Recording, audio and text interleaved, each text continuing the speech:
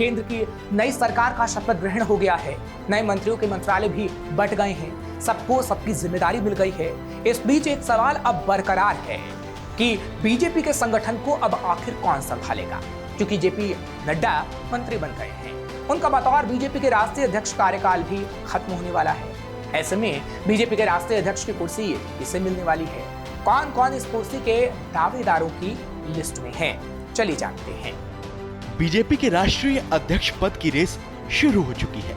इस रेस में विनोद तावड़े, के लक्ष्मण, सुनील बंसल, ओम माथुर और तो और स्मृति ईरानी का नाम भी आगे चल रहा है। स्मृति ईरानी के नाम पर चौंकिए मत, इसके पीछे भी एक बड़ी वजह है।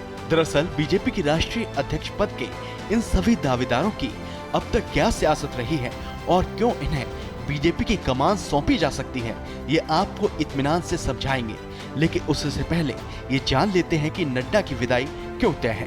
दरअसल जेपी नड्डा का बीजेपी के राष्ट्रीय अध्यक्ष पद से जुड़ा कार्यकाल इस साल जून में खत्म हो रहा है। जेपी नड्डा की केंद्रीय मंत्रिमंडल में एंट्री हो चुकी है, जिससे ये अब साफ हो गया है कि अब किसी नए चेहरे को बीजेपी की कमान सौंपी जा सकती है।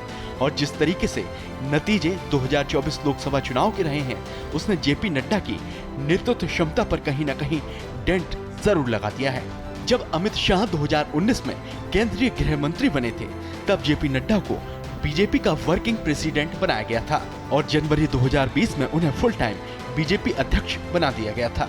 नड्डा का 3 साल का कार्यकाल पिछले साल जनवरी में ही खत्म हो गया था, लेकिन फिर चुनावी साल को ध्यान में रखते हुए उनके कार्यकाल को जून 2024 तक बढ़ा दिया गया था।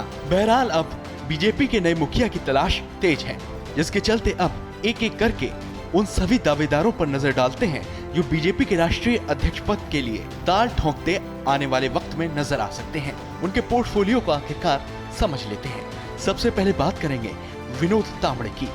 देश की सबसे बड़ी पार्टी के अध्यक्ष बनाए जाने के लिए विनोद तावड़े के नाम की चर्चा हो रही है। वर्तमान में ये बीजेपी के महासचिव हैं।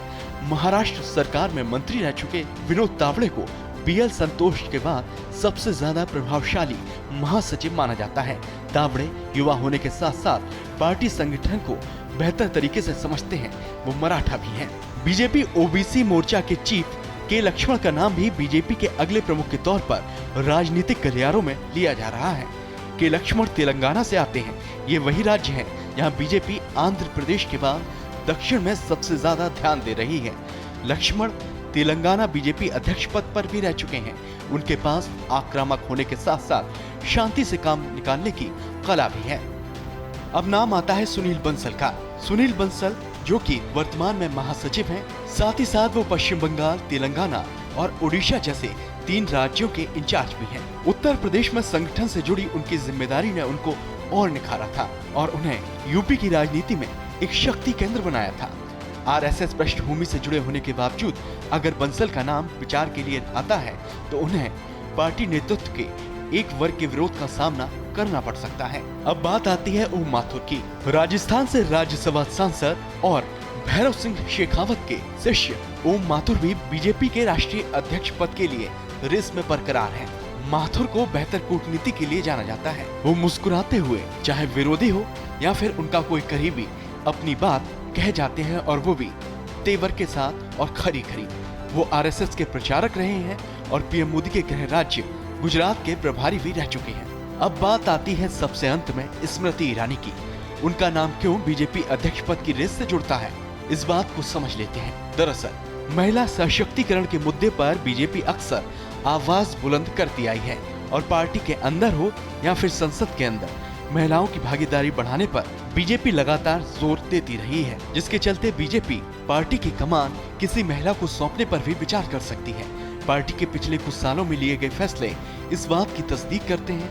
ऐसे हालात में बीजेपी स्मृति ईरानी को अपना मुखिया बना सकती है।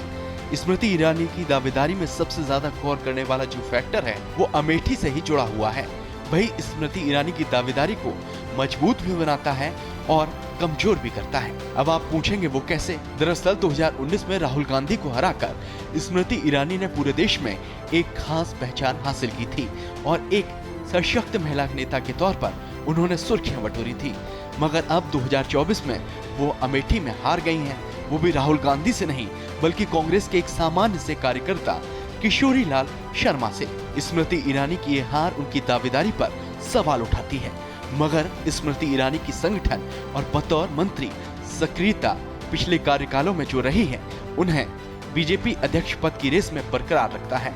हालांकि ये सभी अभी मात्र कयास पर हैं। ऐसे में बीजेपी का अध्यक्ष कौन बनेगा और कौन नहीं, इसको लेकर पार्टी में मंथन लगातार जारी है और जल्द ही बीजेपी के राष्ट्रीय अध्यक्ष का नाम सामने आ सकता है। श्रेष्ठ उत्तराखंड पर खबरों से जुड़े रहने के लिए चैनल को सब्सक्राइब और लाइक करें, बेल आइकन दबाएं और देखते रहें श्रेष्ठ उत्तराखंड।